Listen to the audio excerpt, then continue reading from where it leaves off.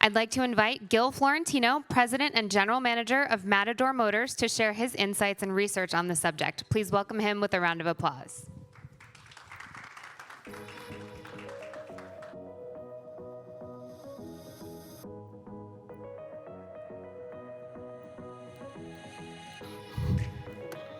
All right.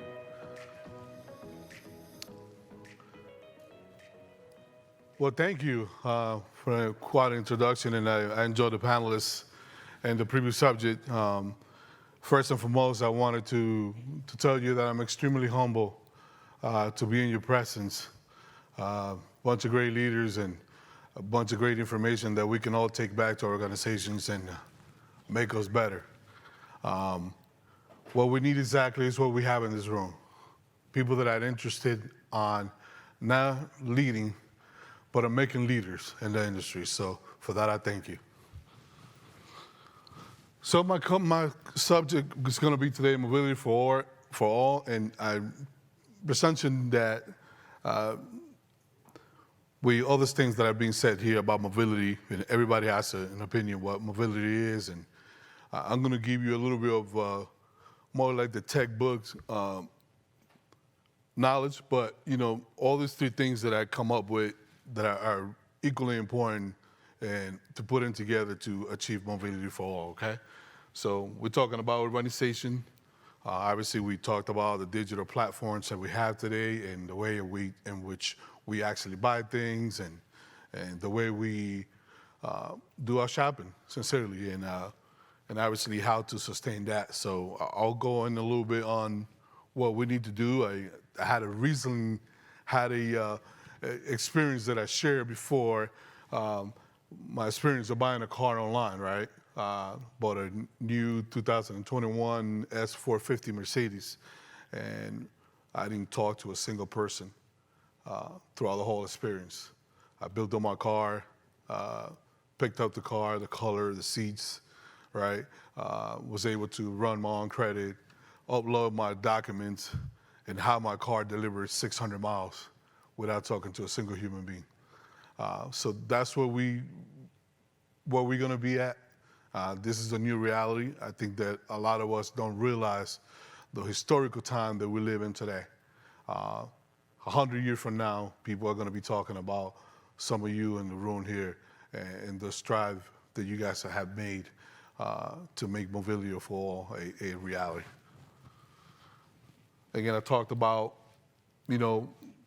the historic times that we live, but this is normally the disruption of the automotive industry and the three dimensions that I mentioned before. I think what Russ was talking about, the service and the inconvenience that people have to having the vehicle service. Since I am in a buy here, pay here, and in-house finance, my dealership is one of the few places that you can actually have your repairs done overnight. So your customer normally drops off your vehicle at night. We have 6 technicians that all they do is work on customer cars at night. So when the customer wakes up in the morning, the car is actually in the front door, and it's actually, we have a warranty that pretty much covers the repairs after a certain amount of months or miles. And then we also finance the repairs as well. But I think that kind of what we're talking about, mobility and, some of the things that impact your customer for driving their cars, right? So repairs. So, to have the only buy here, pay here in the country that does that, we pretty much Uber the people, either we can't get to them, we Uber them to our service department to get their car. But again, they can drop it off at 10 o'clock at night, and their vehicle will be ready and serviced by 9 o'clock the next morning, or when they wake up in the morning, this car is ready. So I wanted to kind of talk about that because it was such a good topic, and I didn't have the ability to ask a question since they are running a little bit out of time. But who remember or read about the Industrial Revolution and the disruption that it caused to urbanization? I think at this point in time, some of the figures that made such a great impact, the wealthy became a lot wealthier, and poor people became poorer. And you have situations where you have child endangerment by having kids work in factories and everybody who moved from rural areas to the cities, right? And I think that, something that those people that did that, right? To mention some few, John D. Rockefeller, J.P. Morgan, all right, John Pierpont, Cornelius Vanderbilt. So those people represented at one point in time 2% of all the wealth in the world. But overcrowded homes and government reporting and sanitary conditions and that industrialization, and it was something that caused a great deal of chaos for the urbanization. So I think that as we continue to move to this new wave, what is need to be done is enhance the planning systems and local capacity. The first key strategy is to help cities to strengthen their planning systems and local capacity to better design plans. Normally, right now, I'm working at a place out of Lubbock, Texas, and Wolford, Texas, right, in which the zoning is so critical and so important to actually continue to have the traffics and our commute to be 10 minutes. And as we continue to move to this new age in which electric cars and, you've seen the commercials about certain pizza delivery people that now have cars that they basically compute your address and you order you from the app and you have your pizza delivered to your house by a robot. That we're not that far, and I think that anybody who does not make those changes in our organization, this is going to affect how you operate and how you're going to be profitable. Obviously, this pandemic has brought the world to its knees, right? And whoever didn't have a good platform to have services online and being able to continue to operate, our organization fully operated, never once closed for a single day during the COVID-19 pandemic because we had a plan in place. We had online purchasing, which is actually almost rare in the buy here, pay here industry. But we were able to continue to deliver and sell cars and deliver cars to customers without having contact with them and have their contracts similar to a Zoom to be able to go over this information. So again, I continue to tell you that more or less like this mobility issue is you need to strengthen the fiscal and financial systems. You have to be able to create and position your organization to make sure that you have those systems in places to strengthen. I just had some research here where global investment needed for urban infrastructure was 4.5 trillion per year, including 9 to 27% premium to make the infrastructure low in emission. So we're facing critical financial situations in the world. But the more efficient that we become, and the more efficient that we spend our dollars for our organization is actually going to be the key to the progress that we need to make. Promoting territorialness and spatial development. The idea that we need to continue to boost the productivity and continue to have people perform at positions that they are so we can able to enhance more jobs for people. Building climate smart and urban resiliency. A lot of people don't have systems in places to have these things in order for you to be successful and your organization to be successful. You have to continue to create strategies behind how you can get more efficient with less disposals, right? How can you actually continue to have this clean practices to be able to perform at a better rate. All right. The summary for for urbanization is how can we, in the urban poverty and inclusion, how can we make an impact in those communities that need more resiliency. They need more dollars. They need more products to be sold in those particular organizations and areas and cities that we can improve and enhance the quality of people's life. We're talking about how work can we do in digital. I just told you about my example of buying a car online. Just by having conversation with some of you guys here, I already came up with some ideas that can improve and enhance our way of doing business, And I talked about kind of having a virtual showroom in which people can actually test drive their cars, look inside of the vehicles, that kind of progress that only a digital platform actually allows you to make progress and that and move your business more so to an internet. I wanted to be able to impact my organization by having an extra employee or two lead my digital platforms as far as filling apps and being able to have a digital person to sell a car without actually the person actually leaving their home, right? And have somebody, the typical salesman that so many of us stay away from it when we walk into a dealership, right? You're almost afraid of them, right? Because you think that they're trying to sell you something that you don't want or that you don't need, right? Well, we can have enhance our customer experience by having that type of digital platform to be able for people to buy cars and all that nature. Again, we talked about the pandemic, how much it has impacted the world, and those who didn't have a digital platform didn't actually survive. I know a lot of people, good folks that lost their business because they simply refused to move their business to a digital form, right?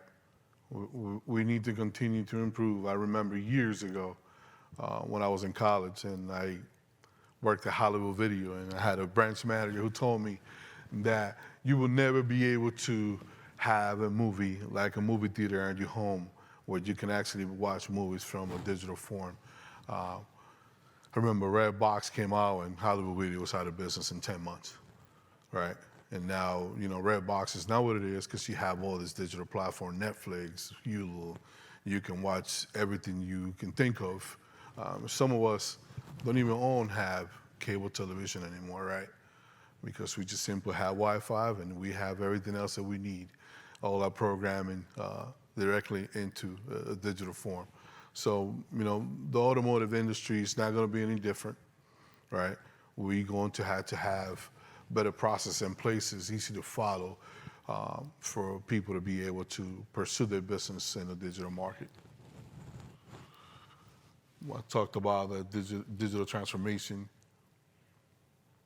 maintaining the context, and as an individual that is constantly striving for improving processes, I normally need to encourage my folks to continue to train, to find places where they can train and enhance their careers by having a context that is different. The context is different. I talked about how our plan for expanding our service department overnight, because most people work during the day, and then we were having an issue as to pertaining to loaner cars, and we were spending X amount of dollars and using rental companies and spending X amount of money in Uber when we simply had the answer right with us to have somebody fix their car overnight. We have an app that actually could tell people how long the car is going to be take to fix.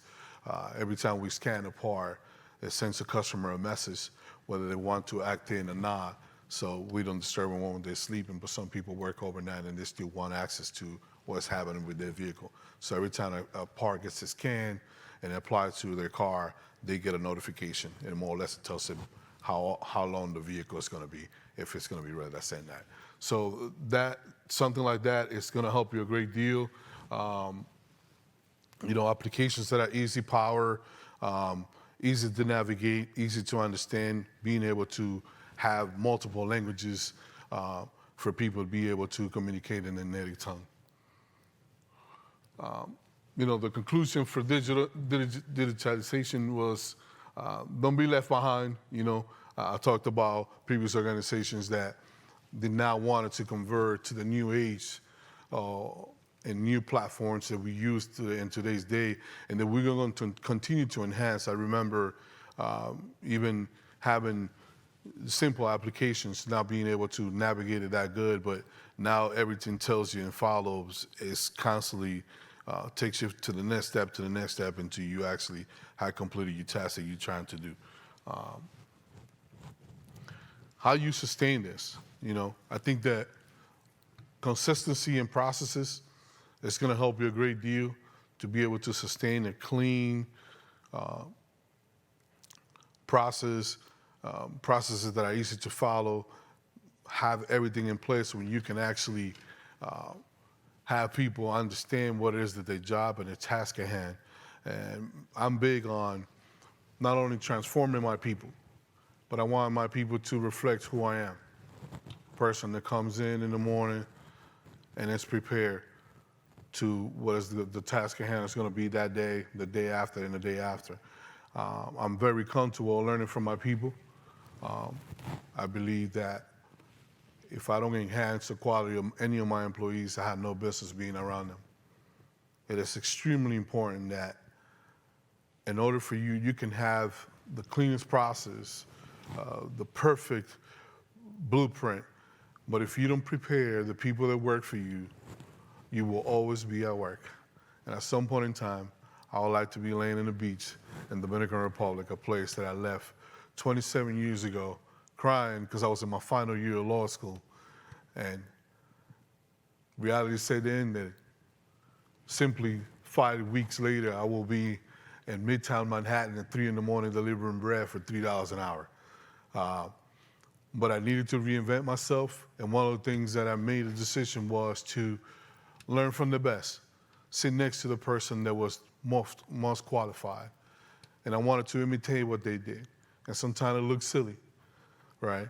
But I was able to sustain knowledge and to gain the knowledge by being able to be prepared and learn from others. And as I sit here with you today, I learned already quite a few tricks that some of you guys taught me just by having simple conversation with you guys. So in order for you to maintain your clean process and to be able to have good mobility, you still have to have good process and be able to be consistent with them. All right? So I talked about simply in simple terms what the organizations need to be able to sustain reducing waste and investing in renewable energy. We have in our company processes that, it helps you how much do you or do you not waste in order for us to continue to have a healthy environment. I think that is extremely important, again, to have processes, to have a policy, and what it needs to do for as far as things that can be a waste, and hiring a company that needs to come and X amount of days in a dealership, they come and spray everything, and specifically with what we're going through with this pandemic, that we don't necessarily stay and live by what has transpired in the last 18 months, but that we actually be able to maintain it. Thank you very much, and if I'll take any questions, if you have any.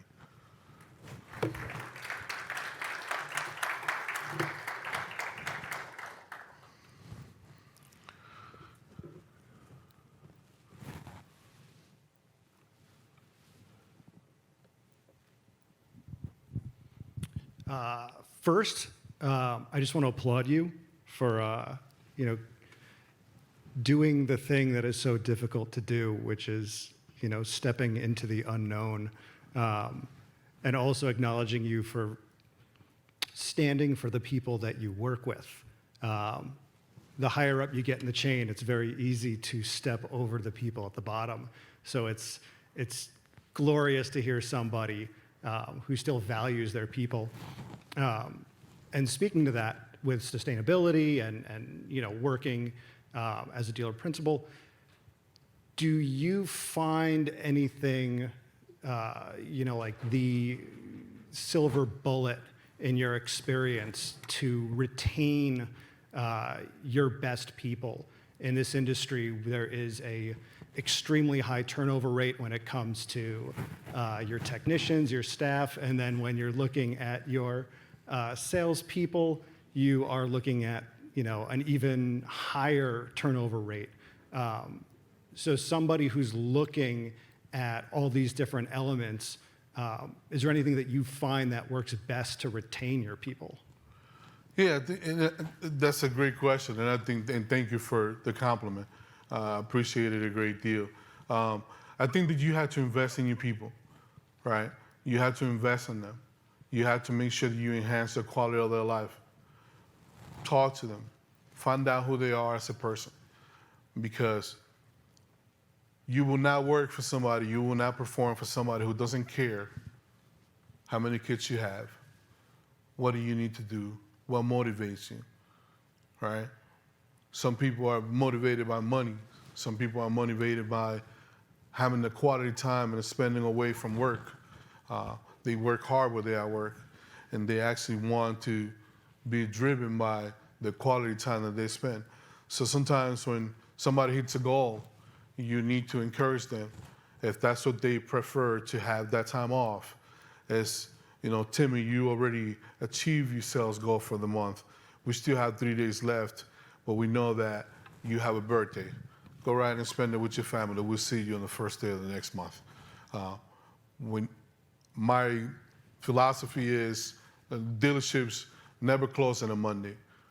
So long ago, I made the decision that our organization was going to be closed every Monday, because most salespeople, most people in accounting and a dealership do not have back-to-back days off.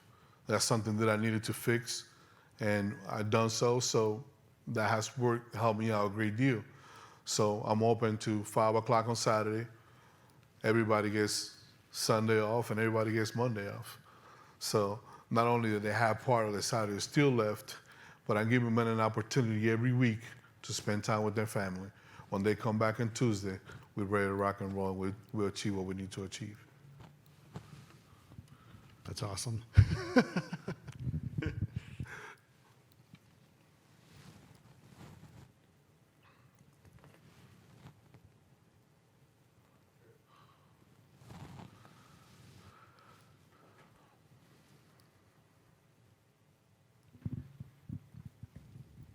First of all, great presentation, and thank you for bringing up the subject of mobility. I just wanted to ask you, how far in the future do you think we'll have full autonomous vehicles without an actual driver? And how long do you think the infrastructure would take for municipalities and cities to actually start getting that mobility grid going? I think that, it would be daring not to think that we're literally 2 or 3 years away from that to happen. Specifically, more so with this electric cars and, looking even at the transportation. So Amazon is committed to have 80% of all their vehicles that transport goods by the year 2024 to be electrical cars. So I think 2 years at the most. I think that, we continue to make a great deal of progress with what we talk about the issue of mobility, right, and how technology is moving along. So I just think that because of what happened in the last 18 months, I think that we're going to have an acceleration to autonomous vehicles.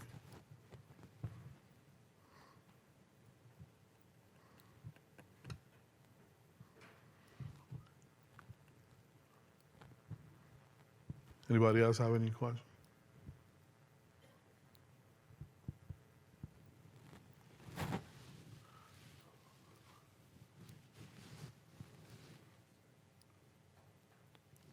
Well, thank you very much. That's my time today.